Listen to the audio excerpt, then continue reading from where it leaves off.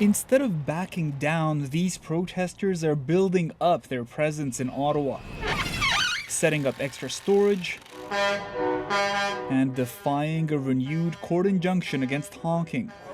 Some more determined than ever.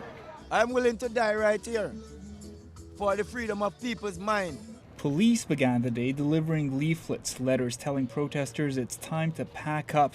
A second notice later in the day, highlighting some of the new powers police have under the Federal Emergencies Act, including fines up to $5,000 or up to 5 years in prison for bringing a minor to an unlawful protest site. Once the government loses control, once you start dividing people and bullying them and labeling them, it's a show of lost control.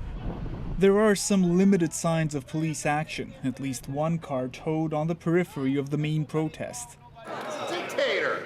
All this as parties drew battle lines over the powers police now have under the Emergencies Act. Shouting names at each other is not the way this place works. With NDP support, the act stands despite outcry from Conservatives. We know the PM finds democracy inconvenient and that he admires China's dictatorship. So will the Prime Minister admit that this is all just a move to crack down on dissent? These illegal blockades are hurting Canadians, are hurting their livelihoods.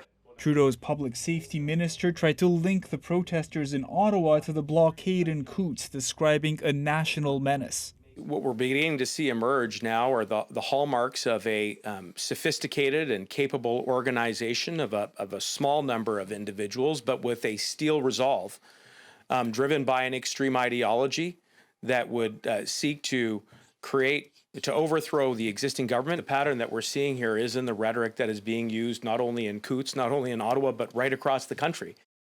So, Rafi, have these police warnings changed anything? Ian, as you saw, the protesters we spoke to today insist they won't be budging, but something has shifted. There are definitely more police forces on the ground.